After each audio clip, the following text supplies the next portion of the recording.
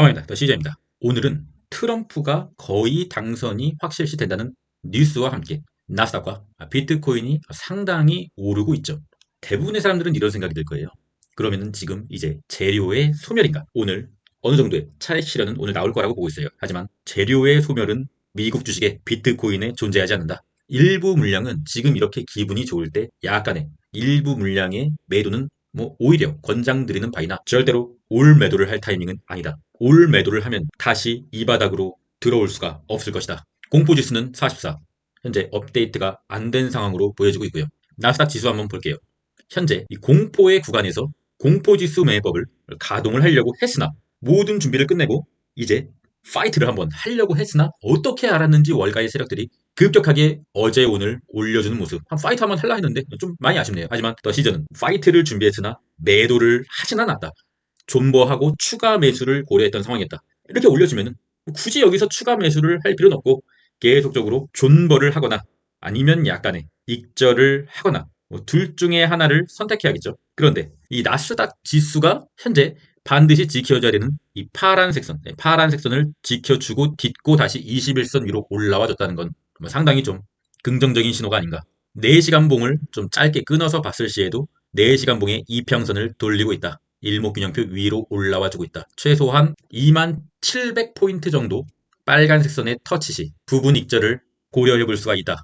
이렇게 판단이 됩니다. 저는 홀딩할 거예요. 그리고 우리 테슬라. 테슬라가 또 트럼프 테마주다 보니까 현재 프리장에서 한 280달러 정도 여기죠, 여기. 볼린저 밴드 위에 둥둥으로 시작한다. 그러면 뭐죠? 이 시에는 바로 나와야죠. 볼린저 밴드 둥둥이면은 반드시 볼린저 밴드 안으로 좀 들어왔다가 내리든가 오르든가 갈 길을 간다. 그럼 현재 테슬라를 추가 매수할 자리냐? 아니죠. 이 테슬라 같은 경우는 극심한 변동성을 띠기 때문에 중장기적으로 투자하실 분들은 계속적으로 홀딩을 하면 되겠고요.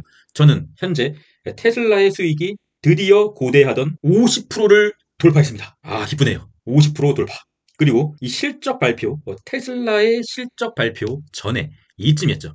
이쯤에서 테슬라 2배 레버리지 TSL을 멤버십 회원님께 매수를 한다고 말씀을 드리고 매수를 했죠. 그리고 현재 TSL마저도 프리장에서 한 14달러 후반 볼린저 밴드 둥둥이다. 레버리지 같은 경우는 저는 언제나 익절을 합니다. 레버리지를 무조건 존버하진 않아요. 레버리지는 상당한 수익권에 왔으면 존버를 하지 않고 매도를 한다. 왜냐? 테슬라 같은 경우는 극심한 변동성 때문에 조정이 왔을 시 레버리지는 상당히 녹는다. 그래서 본주는 존버, 레버리지는 매도. 지금 매도하면 큰 후회는 없을 자리예요. TSLL 같은 경우는 약 한 70%의 수익을 기록했다. 멤버십 회원님들 축하드리고요. 이제는 좀 분할 매도를 고려해 보십시오. 프리장에서 현재 볼린저 밴드 둥둥이기 때문에 지금 매도하면 큰 후회는 없을 거예요. 더 올라간다 하더라도요. 속슬도 한번 보겠습니다. 속슬 같은 경우는 오늘 또 상당히 프리장에서 오르면서 한 32달러 정도 찔끔 올라주고 있는데 솔직히 영 성에차진 않죠. 워낙에 많이 내렸기 때문에. 속슬 같은 경우는 그래도 한 34달러 정도까지 일목균형표가 막히는 자리, 일목균형표가 저항으로 작용하는 자리. 여기까지는 좀 도의적으로 반등은 한번 해주지 않을까 그렇게 생각하고 있고 속슬 같은 경우는 홀딩을 할 예정입니다. 그리고 오늘의 히어로 바로 비트코인. 이 검정색 선은 비트코인의 지난 3월에 최고점을 쭉 이은 강한 저항선입니다. 최근에 10월 말에 한번 들어 올렸다가 저항을 세게 맞고 엄청난 조정 후에 트럼프의 대통령 빨로 오늘 다시 한번 크게 한번 들어 올렸죠. 2번 만에 돌파를 했다. 상당히 긍정적으로 보고 있습니다. 물론 현재 상황으로는 좀 갑자기 조정을 받고는 있으나 일단은 이 선을 넘겼다. 이거는 돌파 매매를 오히려 해도 되는 상황이며 굉장히 긍정적이다. 4시간 봉으로 끊어볼 시에 강한 장대 양봉으로 볼린저 밴드가 여기잖아요. 볼린저 밴드를 돌파했고 현재의 조정은 다시 볼린저 밴드 안으로 들어오려는 흐름입니다. 시간이 지나면 볼린저 밴드는 계속적으로 올라가게 되고 여기 검정색 선 지난 3월의 최고점 라인만 지켜주면은 여기는 지지 라인으로 작용하게 되고 다시 한번 가야죠. 이제 어딜 가냐고요? 80K 가야죠. 그리고 현재 중요한 것은 이더리움이 정신을 차리고 있다. 이더리움 4시간 봉이 상방으로 컨펌이 되었다. 이더리움의 일봉으로 봤을 시에도 이 채널 하단부를 극적으로 지지를 하고 다시 채널, 이 빨간색 채널에서 다시 한번 상방으로 갔다가 상방을 가면 또 조정이 오겠죠. 계속적으로 조정이 오다가 어느 순간 상방을 뚫어버리면 그때가 우리가 알트코인을 집중적으로 해야 될 시기. 알트의 불장이 오는 것은 이더리움이 빨간색 채널을 뚫고 올라갈 때 현재는 여전히 고통의 구간 존버를 하겠습니다. 쫄리면 나가시든가 전 쫄리지 않아요. 주린이의 가장 큰 실수는 적은 수익에 만족하고 다시 더 높은 가격으로 매수를 하여 고점에 또 물리고 지금까지 쌓은 수익을 또 다 날리고 사팔사팔을 하다가 결국 2% 먹고 끝낸다. 하지만 더 시절은 주린이가 아니다. 주린이 시절은 이미 다 끝냈고 이제는 우리가 전쟁을 해야 할 때. 코인베이스의 차트죠. 코인베이스는 프리장에서 215달러 정도. 지금 코인베이스가 상당히 정신을 차린 게 무엇이냐면 일목균형표를 돌파했어요. 그러면은 뭐죠? 뭐긴 뭐예요?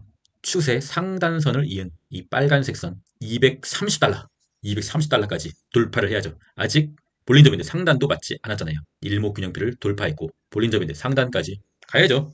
지금 안 가면 얘는 못 가요. 세력이 바볼까요? 지금 이렇게 굉장한 상승세가 온 세계의 모든 개미와 세력들이 다 달라붙는 차트 계속적으로 올라서 제가 그드린 빨간색 상승 채널의 상단 230달러 가야죠. 지금 안 가면 얘는 못 가요. 지금 가야 할 것 같습니다. 코닐의 차트. 코닐 같은 경우는 프리장에서 상당히 좀 괴리율이 많이 발생됐기 때문에 한 32달러 좀 많이 아쉬운 상황이지만 코닐도 가야죠. 40달러. 이번 상승 시기에 뭐 오늘 간다는 건 아니고요. 계속적으로 올라서 40달러 한번 찍어줘야죠.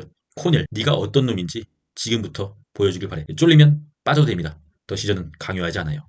왜냐? 여러분의 소중한 돈이기 때문입니다. 마라는 3등주.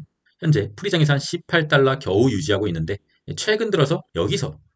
한 16달러 부근에서 저는 또 멤버십 회원님들께 마라를 매수한다라고 말씀드리고 현재 찔끔 먹고 있습니다. 마라 같은 경우는 좀 3등주로서 상당히 좀 약한 흐름이나 시간이 좀 지나고 이제 일목균형표를 옆으로 이탈을 하게 되면 가야죠.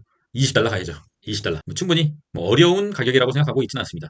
MSTR 같은 경우는 현재 프리장에서 한 257달러 정도. MSTR이 현재 굉장히 좀 푸근한 상태고요. 저는 MSTR의 수익은 약 한 74% 정도. 찔끔 먹고 있어요. 300달러. 300달러를 목표가로 삼겠습니다. 물론 300달러를 못 가고 그 전에 내리면은 부분 익절해야겠죠. 수익률이 70%니까 상당히 좀 여유가 있는 상태고요. 계속적으로 한번 존버 한번 해보겠습니다. 여러분, 주식은 파도예요.